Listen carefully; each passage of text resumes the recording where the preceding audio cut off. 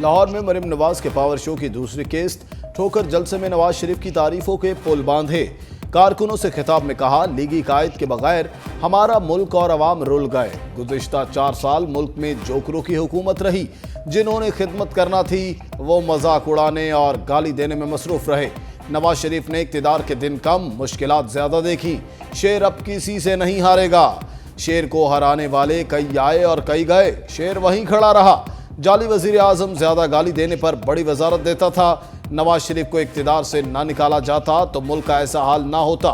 हर कोने से आवाज आ रही है, वजीर आजम नवाज शरीफ है।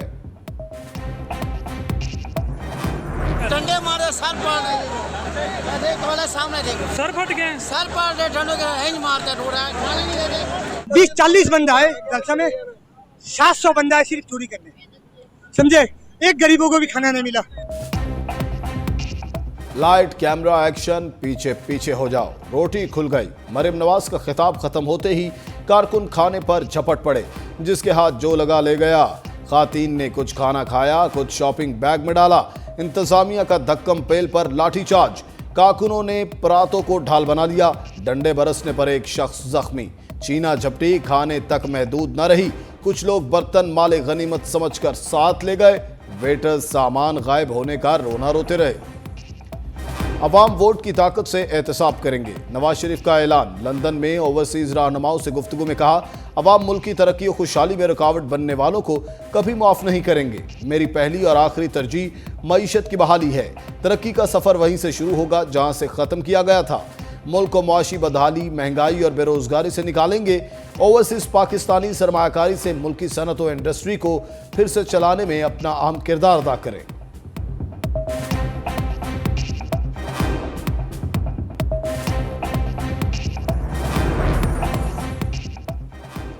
डेरा इस्माइल खान में 30 दहशतगर्दों का थाना हताला पर 2 एतराफ से हमला। 40 मिनट से ज़ायद तक नामालूम दहशतगर्दों की थाने पर फायरिंग।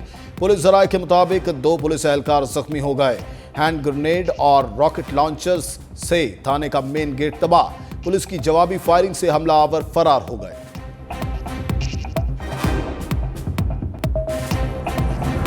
को एक इन्वेस्टमेंट फ्रेंडली मुल्क बनाना है। बहुत बड़ा इन्वेस्टमेंट पाकिस्तान आ रहा है। हमने एक नॉर्मल स्टेट की तरफ जाना है। कोई नॉर्मल स्टेट अपने लूज बॉर्डर अफोर्ड नहीं कर सकती। कोई भी सियासी गवर्नमेंट इस तरह के इकदाम करने के लिए तैयार नहीं थी। बदकिस्मती से पॉलिटिकल विल नहीं था और आज हम भुगत रहे हैं। ये तय है कि तारिकीन वतन का जाना ये हमारी एक रियासती पॉलिसी है और उस पर कोई भी प्रेशर जो है बर्दाश्त नहीं किया जाएगा। गैर कानूनी मुकीम गैर मुल्कियों को बाइज्जत तरीके से वापस भेजेंगे। निगरान वज़ीर इत्तलात बलोचिस्तान जान अचकज़ई का 2 टोक मौक़िफ़। कराची में न्यूज़ कॉन्फ्रेंस करते हुए कहा, तारकीन वतन के इनखला में कोई दबाव कबूल नहीं करेंगे। चमन से 500 अफगान खानदान वापस जा चुके। कोई भी रियासत सरहदें खुली नहीं छोड़ सकती। किसी को इंतशार फैलाने की इजाज़त नहीं देंगे। जिनको पनाह दी वो एहसान फरामोशी कर रहे हैं। हमसाए पाकिस्तान में मुदाखलत से गुरेज करें।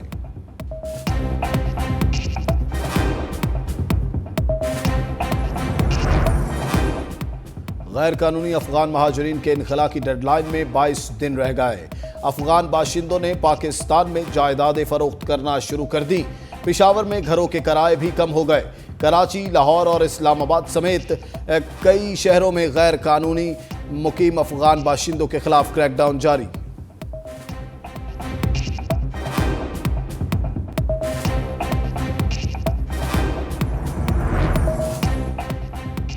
निगरान हुकूमत का मुआशी बहाली मिशन, आलमी बैंक और IMF की सालाना मीटिंग्स आज से शुरू होंगी। पाकिस्तानी मुआशी टीम निगरान वज़ीर ख़ारजा शमशाद अख्तर की सरबराही में मराकश चली गई।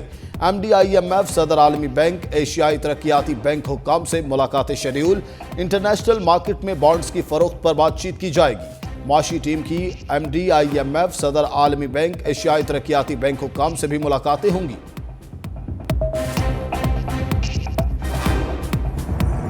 नारे नहीं लगाता।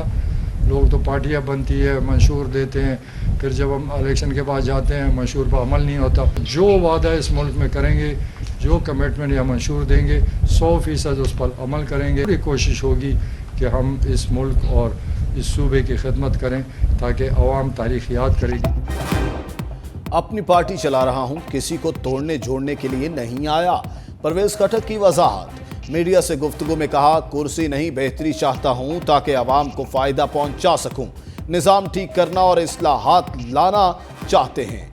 अमन हमारी पार्टी का नारा है, कौम से झूठे वादे नहीं करेंगे। मुस्लिम लीग काफ के सूबाई सदर अलामा मोहम्मद शोएब की साथियों समेत पीटीआई पार्लियामेंटेरियंस में शमूलियत।